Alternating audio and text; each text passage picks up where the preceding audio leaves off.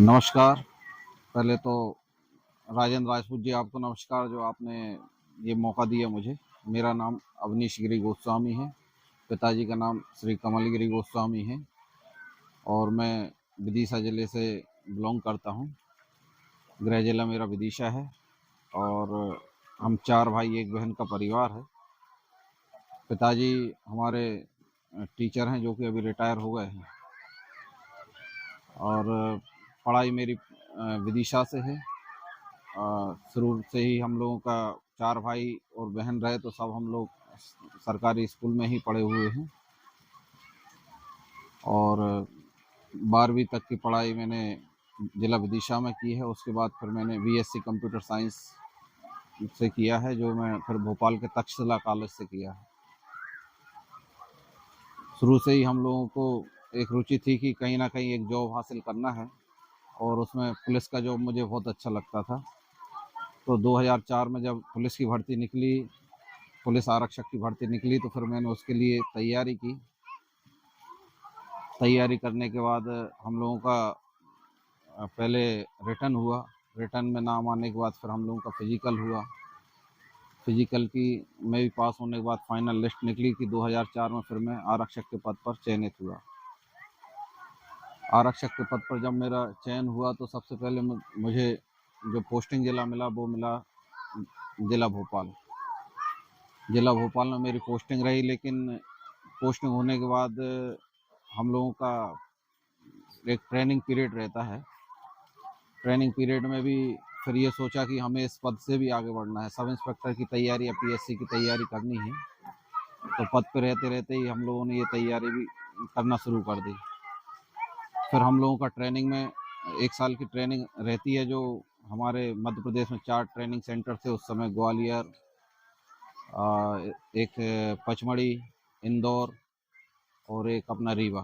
तो मेरा नंबर ग्वालियर जिले के तिगरा जो पुलिस का ट्रेनिंग सेंटर है वहाँ हुआ, जहाँ हम लोगों ने लगभग 12-13 महीने की हम लोगों ने बहुत ही टफ ट्रेनिंग रही।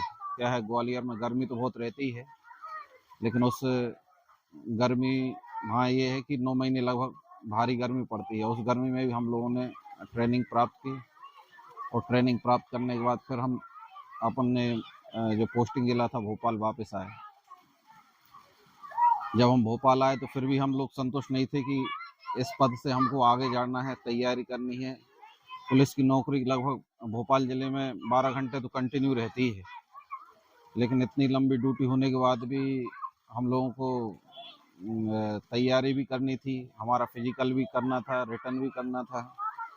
फिर इसके लिए फिर मैंने अलग से जितना भी समय मुझे मिलता था, पारिवारिक जिम्मेदारियां भी थीं, लेकिन सभी का सपोर्ट रहा, माता पिता का आशीर्वाद रहा, भाइयों का सपोर्ट रहा और मेरी पत्नी का भी मेरे लिए बहुत सपोर्ट रहा। उसी समय पत्नी की भी डिलीवरी रही और बच्चों मतलब अपना डिलीवरी टाइम रहा तो बच्चे भी हुए।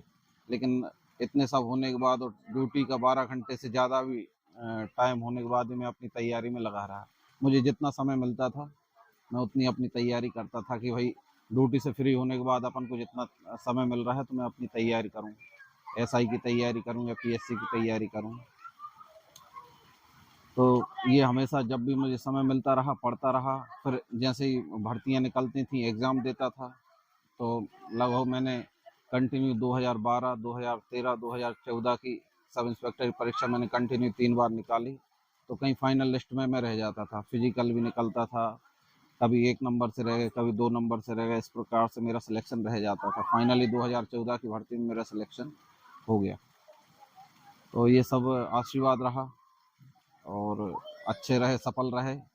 स्वामी विवेकानंद के वाक्य थे कि ऐसा कोई काम नहीं है जो आप नहीं कर सकते हो, तो स्वामी विवेकानंद मेरे आइडल रहे।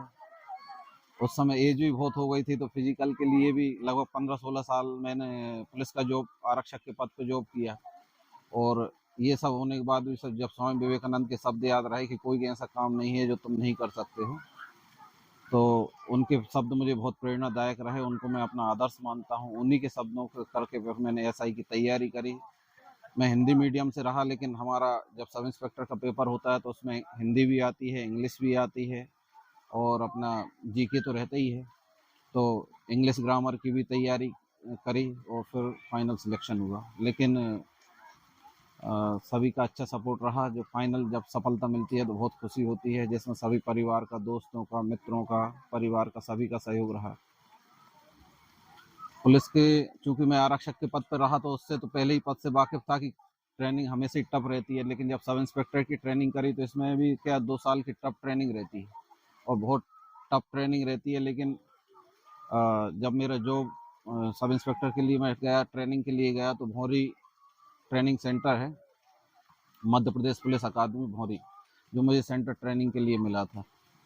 वहाँ पे सभी अधिकारी बहुत अच्छे थे, हमारे उपनिदेशक हों या हमारे पढ़ाने वाले टीचर हों, सभी का अच्छा हेल्पिंग नेचर था। या हमारे फिजिकल ट्रेनिंग ट्रेनर रहे हों, उनका भी अच्छा नेचर था। सभी ने हमको अच्छे से सिखलाई दी। जैसे आउटडोर रहता है, इंडोर रहता है। इंडोर की क्लासें लगती हैं, आउटडोर में हमारा फिजिकल वर्क रहता है ट्रेनिंग सेंटर के दौरान। तो उसमें हमारे थापा सर रहे, कपिल विश्वकर्मा सर रहे, इन्होंने आउटडोर में हमको ट्रेंड किया। इंडोर में हमें जो उपनिदेशक थे वहाँ के विनीत कपूर सर और नीरज पांडे सर, और नीरज पांडे सर की मैसेज भी, ये पांडे मैडम, वो भी हमको सब बच्चों जैसा व्यवहार करते थे। हम, हमारा ट्रेनिंग प्रशिक्षण जो रहा बहुत ही उच्च क्वालिटी का रहा। और उसी के बाद ट्रेनिंग के फिर हम लोग वापस अपने ज़िले टीकमगढ़ में पोस्टिंग मिली।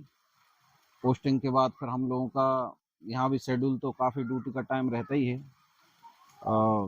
लगभग टाइम तो कोई पुलिस में रहता नहीं, क्योंकि हम लोग 24 घंटे 7 दिन के लिए हैं। लेकिन अपने वर्किंग टाइम करने के बाद जो टाइम मिलता है तो वो फिर मिल जाता है। इसके बाद हमारा एक और ट्रेनिंग शेड्यूल रहता है, 3 महीने का हमारा रहता है RAPTC का। RAPTC का ट्रेनिंग सेंटर है इंदौर में, वो हमको कंपलसरी रहता है 3 महीने के लिए, जिसमें हम फिर 3 महीने के लिए इंदौर गए। इंदौर में भी, जिसमें अलग अलग रनिंग हमको पास भी करनी होती हैं। किसी दिन 3 किलोमीटर पास करना है, फिर उसके 1 हफ्ते बाद 5 किलोमीटर पास करना है, फिर 15 किलोमीटर पास करना है, 10 किलोमीटर पास करना है।